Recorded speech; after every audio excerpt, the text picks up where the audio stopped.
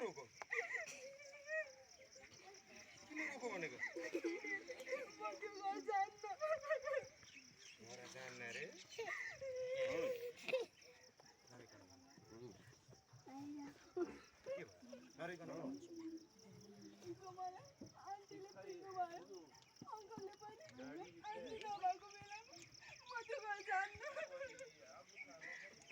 तिम्रो uncle aunty बनाउँदैछ म कुरा गर्छु हैन म जान्न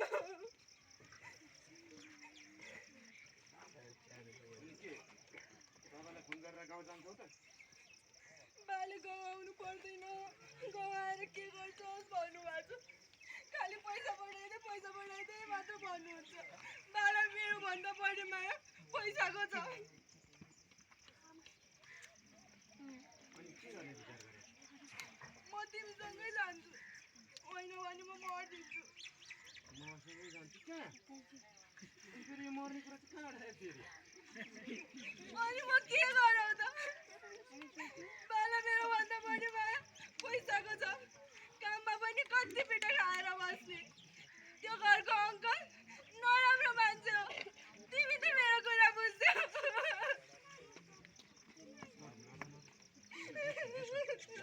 नरौ न तिम्रो कुरा बुझ्छु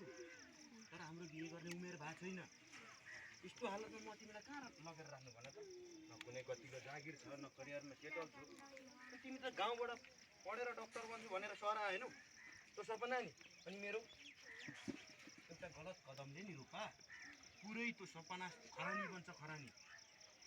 बाबालाई सम्झाउ एकचोटि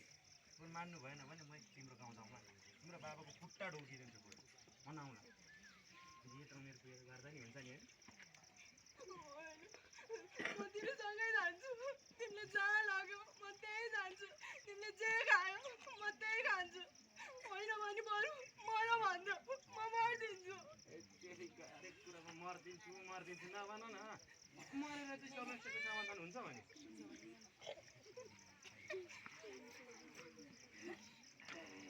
त्यही मसँग जाने नि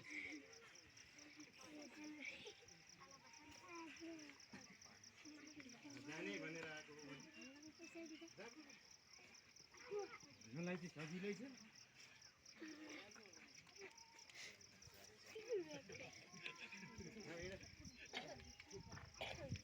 एकछिन त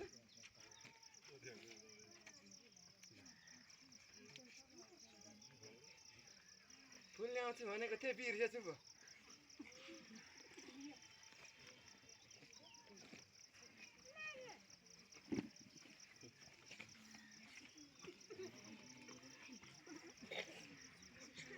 हेलो ए हजुर सर नमस्कार हजुर सर ए हो र सर भेटियो त्यो केटी ए हुन्छ सर हस् हामी आइहाल्यौँ सर त्यो केटीको बाउलाई पनि हामीले खोज तलास गर्नलाई यहाँ सँगै बोलाएको छौँ सर हुन्छ सर हुन्छ उसलाई पनि लिएर हामी आइहाल्यौँ सर हस् नमस्कार नामै त न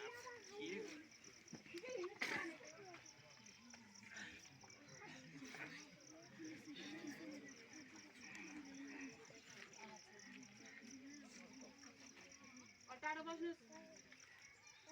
500 वर्ष पाइदैन थाहा छैन ल तपाईँहरू एकछिन यहाँ बस्दै गर्नुहोस् म भित्र पुगेर आउँछु है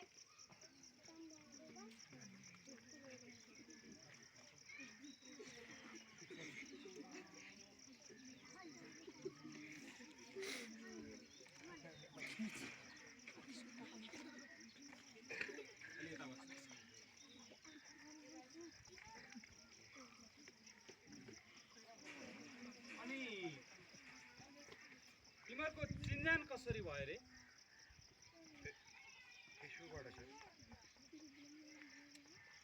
फेसबुकबाट क्या गजब छ है अनि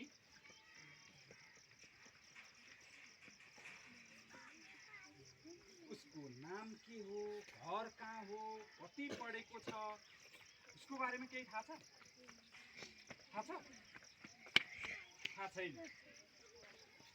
होइन तिमीहरूलाई जिन्दगी खेलाउन जस्तो लाग्छ क्या हो जसको बारेमा केही थाहा छैन भुइँसँग भाग्ने अनि भगाएर अर्कै ठाउँमा लिएर गयो भए के हुन्छ अनि तिमी अर्काको छोरी पाउने साथ उडाइहाल्ने केटी मान्छे भनेको खेलाउन जस्तो लाग्छ जे मन लाग्यो त्यही गर्न अनि कति समय लगाएर फकाएर भगाइयो सर मैले फकाएर भगाएको होइन उसैले भागौँ भने अनि भाग्यो कति वर्ष भयो 19 अनि तिमी 17 अनि सानै उमेरमा यसरी भाग्नु हुँदैन विवाह गर्नु हुँदैन भन्ने कुरो थाहा छैन माया गर्न उमेरले ठिक गरेछ म त उभिन बाँच्नै सक्दिनँ हेर 20 वर्षभन्दा कम उमेरमा विवाह गर्यो भने त्यो विवाहलाई नेपालको कानुनले बदर गर्छ र अर्को कुरा तिमी सानै उमेरमा विवाह गर्दा तिमी आफै पनि शारीरिक मानसिक र व्यवहारिक हिसाबमा परिपक्व भएको हुँदैन तिमी सानै उमेरमा विवाह गर्दा गर्भ रह्यो भने के हुन्छ आमा र बच्चाको दुवैको स्वास्थ्यमा समस्या हुन्छ अहिले त तिम्रो पढ्ने उमेर हो पढ्ने उमेरमा यसरी फेसबुकमा कसैसँग माया बसेर कसैसँग आकर्षित भएर भागिहालेर हुन्छ जिन्दगी बर्बाद हुँदैन जिन्दगी भनेको तिमीलाई खेलाउन जस्तो लाग्छ सर हामीले काम सकायौँ ए सक्यो है हजुर ल उहाँहरूको सबै भयो यस सर ल त्यसो हो भने तपाईँ छोरी लिएर जानुहोस् आफ्नो छोरी लिएर जानुहोस् ल दाजु तपाईँकी छोरी सकुशल हालतमा यी प्रहरी सरहरूकै अगाडि हामीले तपाईँको जिम्मा लगायौँ है बेकारको तनाव नदिनु खाना पाएर मात लागेको नि यसलाई। अनि सुन्नुहोस् तपाईँहरूले पनि यस्तो सानो बच्चालाई आफ्नो घरमा काम गर्न राख्ने होइन बुझ्नुभयो नि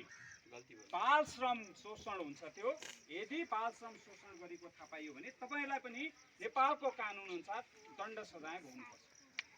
बुझ्नुभयो हेर्दा त सबै देखिनुहुन्छ यस्तो बच्चाहरूलाई आफ्नो घरमा काममा नराख्नु ल हुन्छ सर अहिले हामी ल हुन्छ हस् ल सहयोगको लागि धन्यवाद हस् न ल लिएर जा ल मैले भनेको कुरो बुझ्यौ नि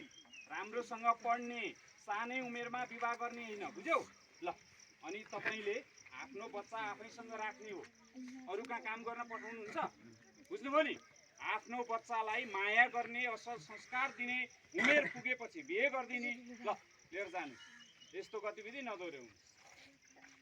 नाक काटिहालिस् गाउँमा के अनुहार देखाएर जाने उहाँको अभिभावक आएपछि जिम्मा लाएर है ओके सर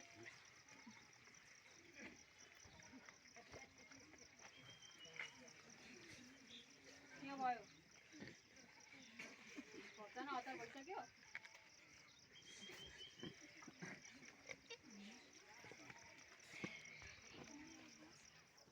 के गर्छस् त केटा तँलाई पनि यो कुकुरे गणेशले साह्रै दुःख दियो हिँड्नुहोस् भित्र बस्नुहोस् हिँड्नुहोस् भनेको हिँड्नुहोस् न ओ माइली माइली ओ माइली कुरो पक्का कुरो बुझ्यौ नि त्यतिको राम्रो कुरो घरबाट कुरो आएपछि यो कुरा बिग्रिदिनु हुँदैन ल ल है ल म यता केटाहरूसँग कुरा गर्छु आफ्नो छोरी